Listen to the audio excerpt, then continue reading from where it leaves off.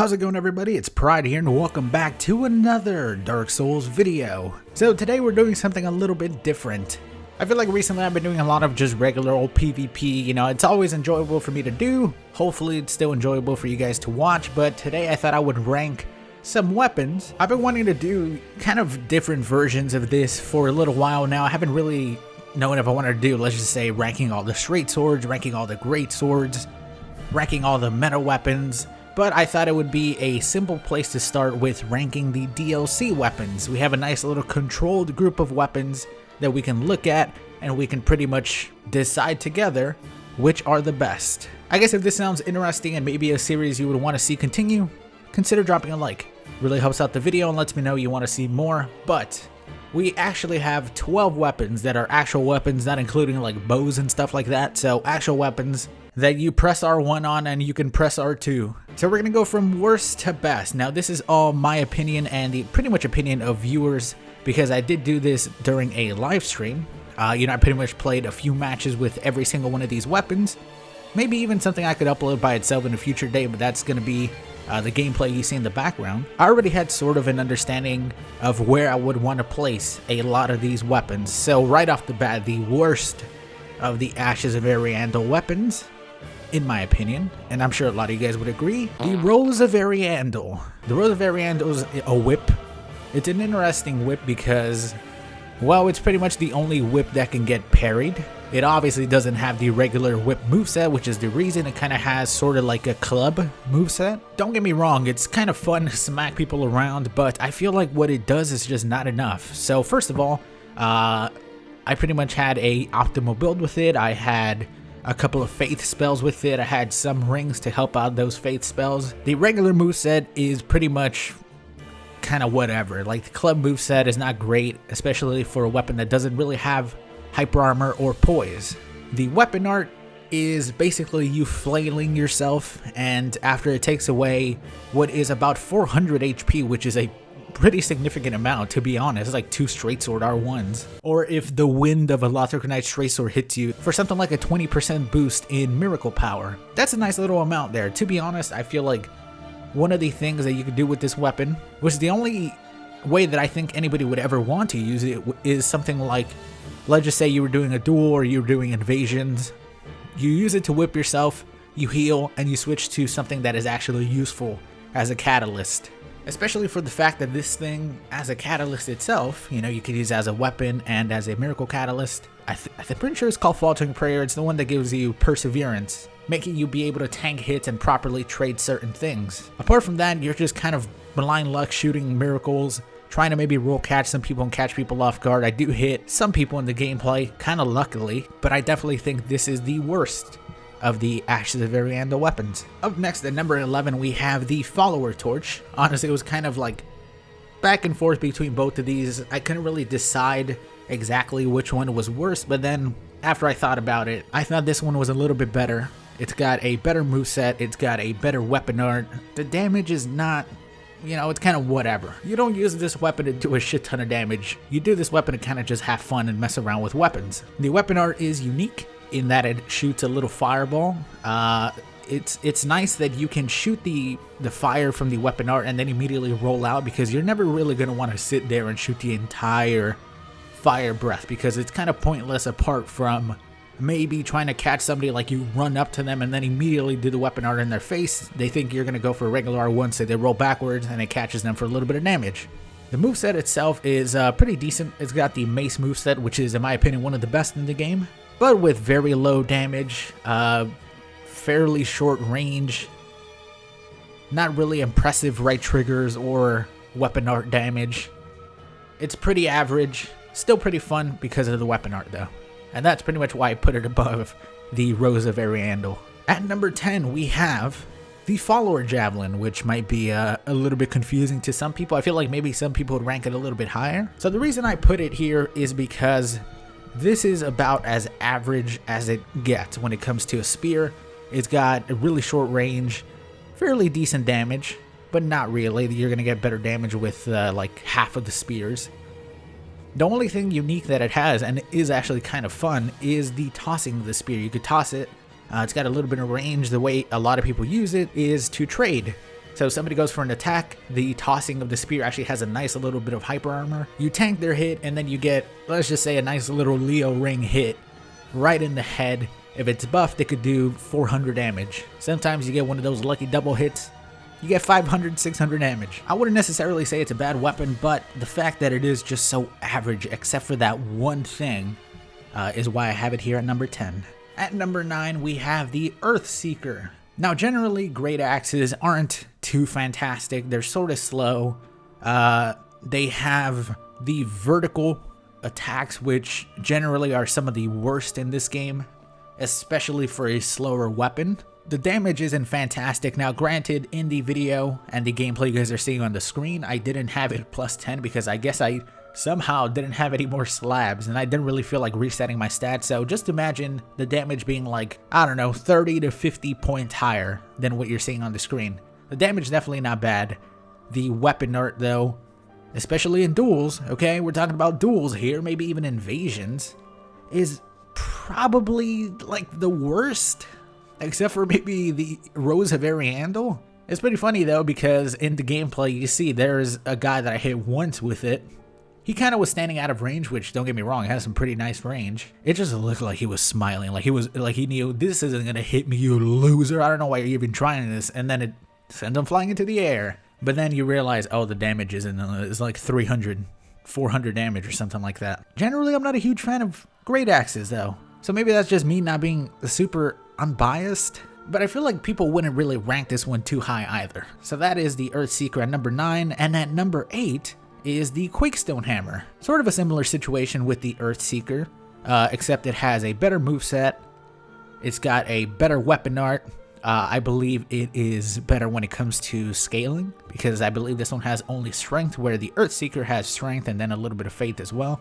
I feel like I could even see somebody ranking the Quakestone Hammer a little bit higher. I personally didn't, because let's be honest, the way people play nowadays, sometimes in duels and in invasions, people will just dodge and dodge and dodge, and then they'll think they're insane because they can dodge a great hammer, you know? It's not really impressive. One thing I do like about this weapon though is the trading capabilities with the weapon art are pretty freaking awesome. If somebody comes at you with a bigger weapon, they do it, let's just say a running attack, you can pretty much poise through their hit with the perseverance that the weapon art has. Give them a big hit right in the head, and again, this is a metal pole with some cement on the end of it. This is gonna hurt. You hit them with the first hit, and if you hit them with the first hit, it connects into the second swing up, sends them flying, does a nice bit of damage. Honestly, that weapon art is like half the reason I put it so high up on my own list. I believe the weapon art also has some AoE, so that's kind of nice. Even though it's not nearly as big as something like the Earthseeker's AoE, I feel like it'll be more consistent to hit.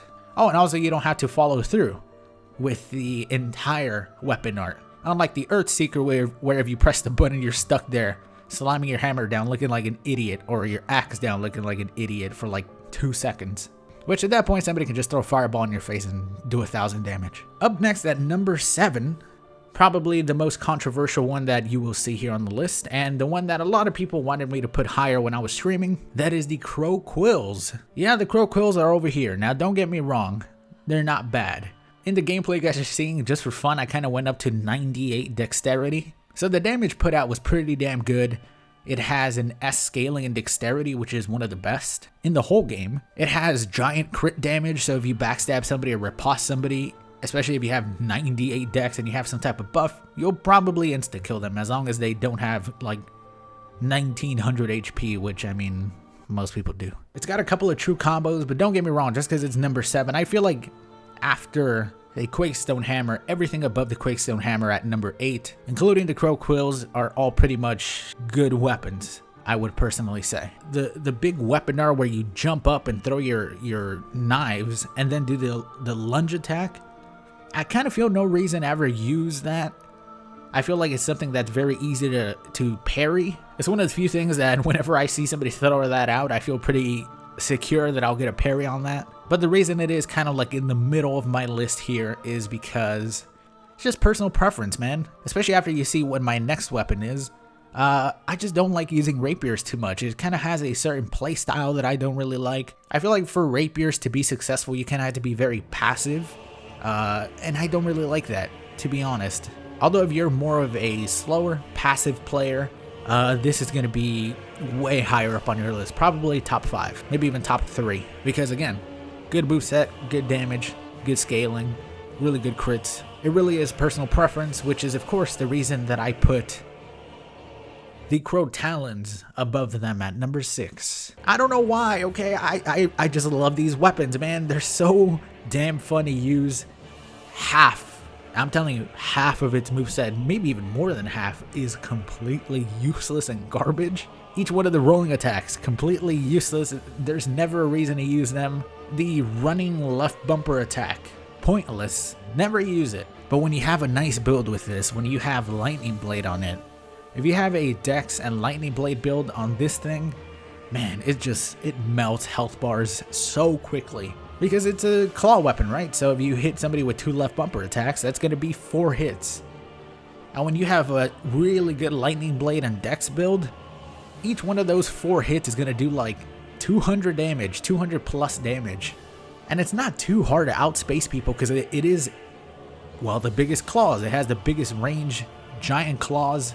I wouldn't say it's my favorite fist weapon. I feel like that still goes to the Cestus. I think the Cestus is pretty much a better version of this weapon, mainly because it has Perseverance, and Perseverance is just so damn good in this game, especially in invasions. But with Lightning Blade, this weapon definitely ranks up very high for me. I feel like most weapons that can do over 1,000 damage in a second will be pretty highly ranked for me. And now we're on to the top 5, and at number 5, pretty much the most basic, kind of like average weapon in this top 5, the Onyx Blade. Apart from its buff and the fact that it has good scaling with a pyro build, I never really see a reason for this weapon. The weapon art buff is cool. The fact that you can also hit people if somebody's trying to go for backstabs, you can kind of go for that, even though I would rather roll rather than risk it on a weapon, especially when a game has so much lag. And the weapon art hit combos into another R1 hit. It's got pretty decent range. It's a great sword, which in my opinion is the best class. Honestly, just the fact that it's a great sword, I would probably put it in my top 5 just because of that. But again, it's the most average weapon out of all of these that I have left. But at number 4, we have the most unique weapon in my opinion, and that is the Valorheart. If the Valorheart was just a little bit longer, it would be one of the best weapons in the game, and probably one of my favorite weapons to use in the game. It's got the little shield which has blocks on some of the hits. Not all of the hits, of course, it's kind of random. Especially, again, when you have a game that involves lag and latency and stuff like that. It's kind of hard to time hits sometimes. You can definitely do it if you practice enough with this weapon, which I definitely haven't. But the moveset is just so damn fun with this weapon. I really love the moveset. The charge attacks with the lion, the lunge attack with the weapon art right bumper, the jumping attack, the Achilles hit is so cool looking. And whenever you hit it, and you get like some type of nice combo. Seriously, one of the most stylish and coolest weapons in the entire game, not even just the DLC. But the damage is kind of underwhelming. The block on hits can get you into trouble sometimes if you're, just kind of spamming away and not really paying too much attention to your stamina bar. And then all of a sudden, some dude with an ultra greatsword just annihilates your stamina bar in 1 second after you get a hit. And then your hit doesn't stagger him, so he hits you again and then again. Or maybe even breaks your guard instantly and then you get riposted. The block on hit is definitely not perfect as well. It's a little bit wonky. With some practice and some timing, you could definitely get really used to doing perfect hits right before somebody's about to hit, so you could block their hit and then immediately hit them. Although I wouldn't suggest doing that too much against the really big weapons. That's why I popped that in at number 4, and even if we're just talking about style and uniqueness, this would probably be my number 1.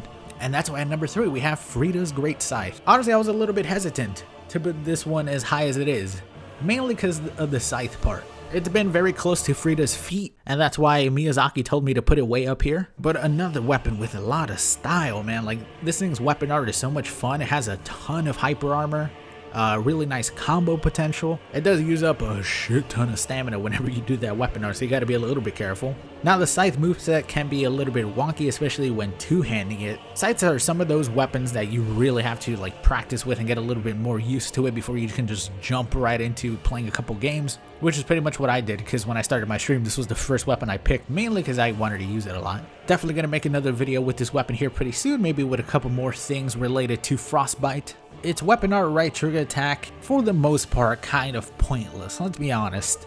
Nobody really hits that too often. Nobody gets hit by the big blast device really too often. I feel like you get hit by maybe the slash, and then you have enough time to roll away before the ice blast happens and you get hit by that. It is pretty decent damage, but I feel like the weapon art, in my opinion, carried it all the way up to number 3 on my list. But now for the top 2. At this point, it's kind of like, you know, which one do you like more? I feel like these are always going to be top 2 for most people.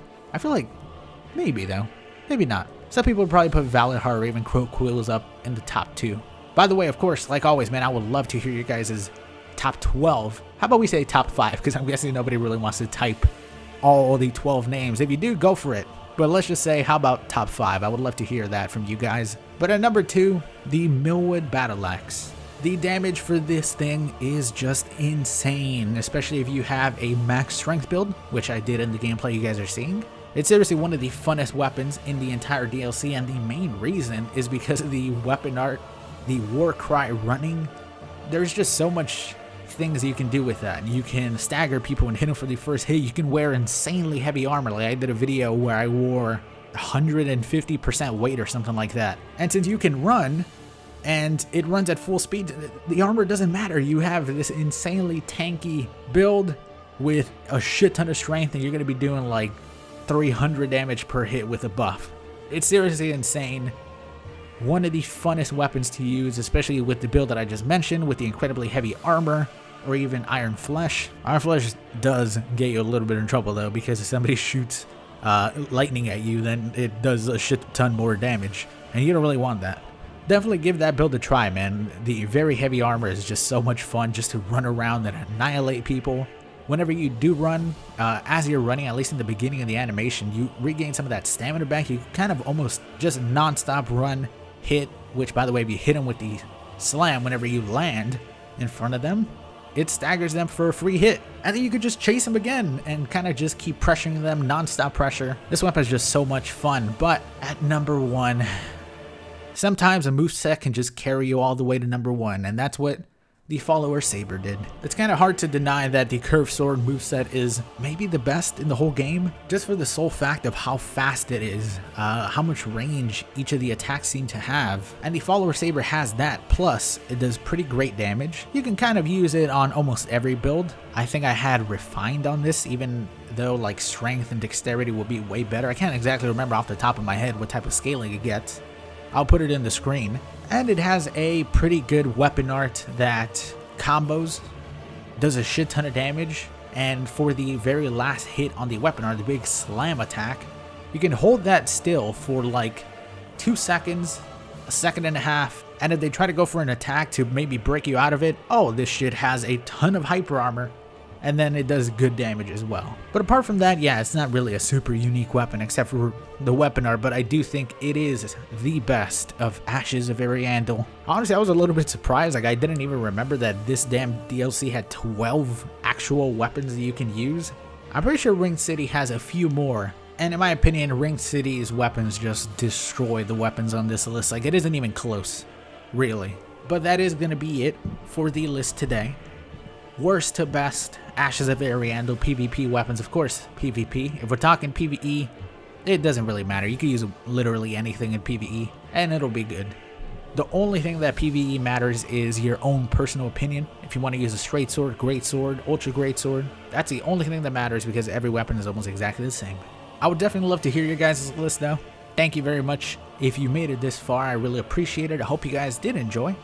Once again, maybe consider dropping a like and subscribing so you don't miss the next one, because I think I'm going to be doing the Ring City next, and then maybe we'll move on to each separate weapon class after that. And by the way, I never mentioned this, but if you sub, click that dumb little bell, because you know YouTube is dumb, and if you don't click that, then you won't get my videos in your sub box like half of the time. So I thought I'd throw that out there. Anyways, have a good night or good day, and I'll see you all next time. Peace, everybody!